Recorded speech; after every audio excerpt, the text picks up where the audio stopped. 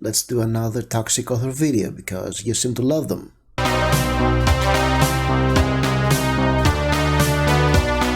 Today's topic is, I guess it's not controversial at all. It's the purist. And what is the purist? You probably see the purist in genre communities or general groups. The purist is a person who has some very strong opinions about what is valid in the genre or in literature in general. And he, because most purists tend to be men, we are conditioned to speak our minds in pure confidence that we're correct, so that's why you get more male purists out there, even though women are also purists, but I'll use he for this video, so ladies don't be offended by that. I seriously think that you can be toxic in this way too, because that's me. I hate everybody equally. How do you find a purist? A purist is the person who will derail every conversation about literature to his specific criteria for what literature is. For instance, you talk about fantasy, and this guy pops out and says that real fantasy is fantasy with male heroes. This girly YA stuff are not true fantasy. That's what he says and what I say, so don't downvote me yet, or don't upvote me yet, or it's not going to somebody. And I would love to unpack the whole YA fantasy and adult fantasy stuff, but I don't think I can take the tweets. You're in a romance group, and somebody says that, you know what, only historical romances are real romances. Those contemporary smut are, and that's a sin. I have to include some women there, I know. Or, you're a generic group and there's somebody, you're talking about crime fiction, somebody says, oh, that's trash, you should read some literary fiction. This kind of stuff. Actually, I'm talking about readers right now, but readers can also be writers. And it's sort of a crossover toxicity, because some readers will say that you should only write what they deem correct. And sometimes these purists will also mention politics in their criteria for how a genre should be. Some would say that science fiction and fantasy should only include progressive themes and be inclusive. But that's not exactly the purist. It can be a subset of it, but the purist as a toxic figure is not about the politics or the social aspect of fiction. It's more about the form and the content, the characters, the tropes, the time, the setting, this kind of stuff. And why this purist is toxic? Because he is an insufferable prick. That's plain and simple. This guy will barge in every conversation, will offer some totally arbitrary advice, will do critiques based on his own criteria, not the criteria that you may want to have for your story. For instance, you may write a YA fantasy book and just being in a critique group with a guy who says that you should have more thorny barbarians and vixens in chainmail bikini in your fantasy novel is just a waste of your time and energy. And what's bad is that the purists can often go very defensive about their ideas. If you dismiss their critique, because yes, I get that's the preference, they'll be very defensive, they will defend their opinions as if they're correct. They will draw a lot of energy out of everybody arguing about stuff that you shouldn't argue about,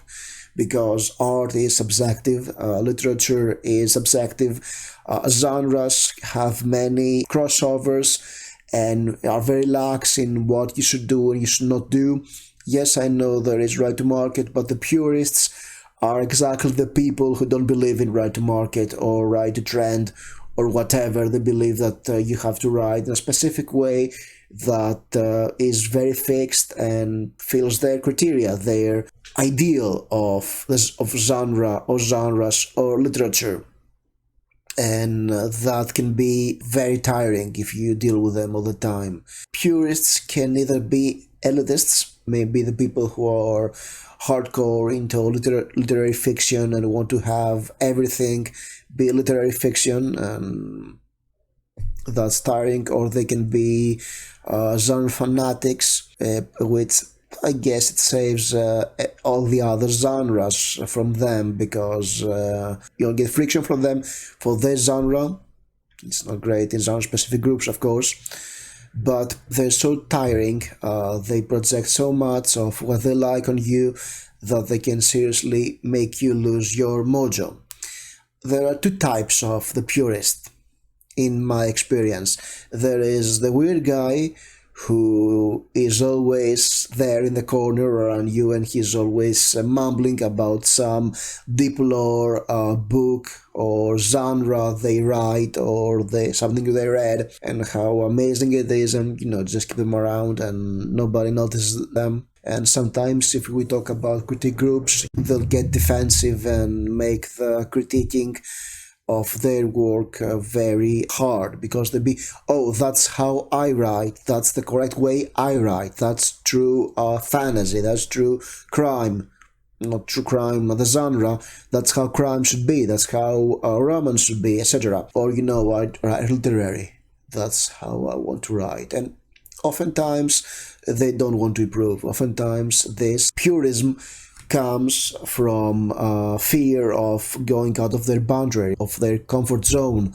They have some very set ideas, they want to return to somewhere they were, or something they believed that was there for them in their genre, in books, and they want to get there. And that's not that toxic.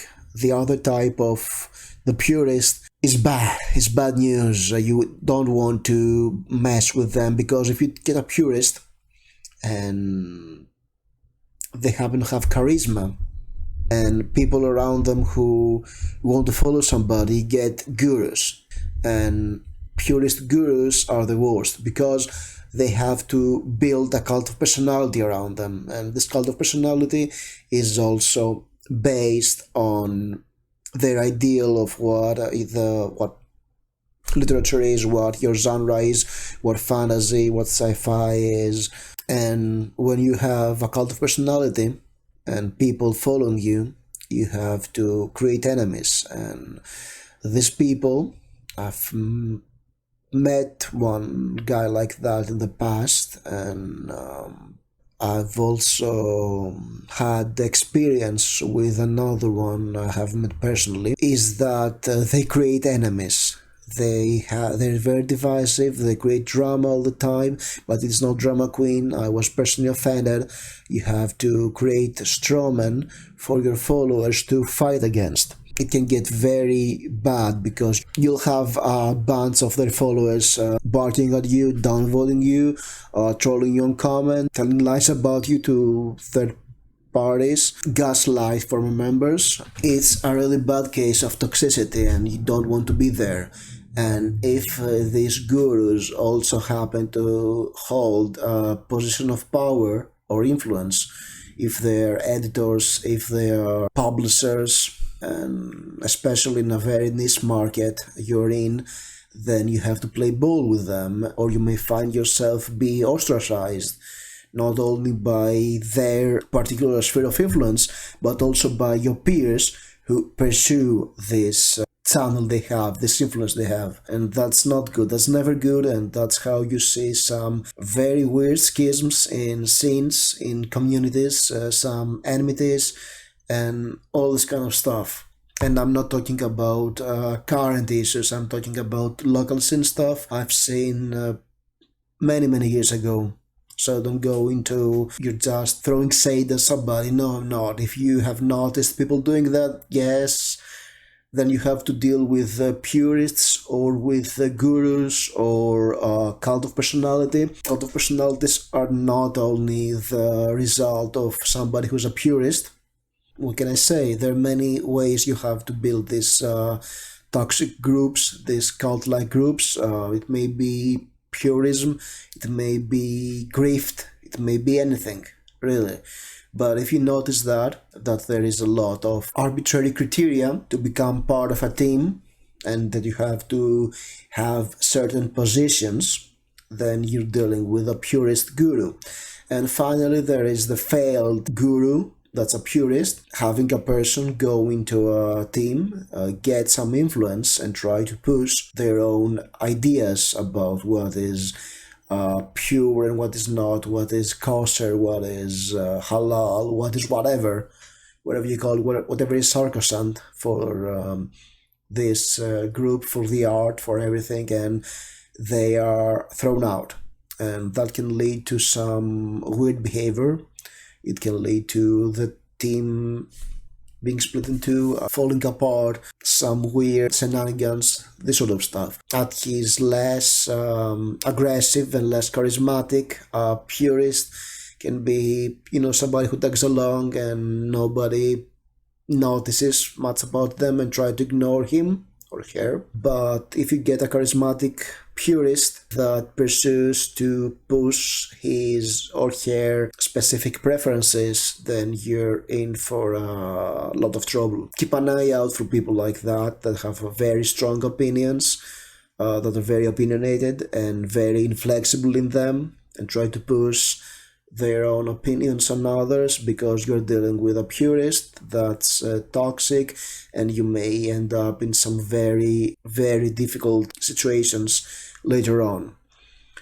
So yes, that's a toxic purist author or reader, because you'll find them as consumer, not only as creators, but as consumer of art, or prosumers. Actually, I think that there are some very prominent prosumer purists, because they have strong opinions. A prosumer is somebody who is a critic, a YouTuber, a blogger, in case you don't know the lingo. Somebody who is has influence, that creates content about content, and this strong opinion will attract people around them. So you get some aggressive prosumer purists that will just send their followers on witch hunts. They can do you some serious harm if you're an author and you fall to the wrong side of a certain prosumer. That was my purist toxic archetype for consumers, prosumers, and authors and creators. And you know what? Sometimes it's a good idea to ignore them.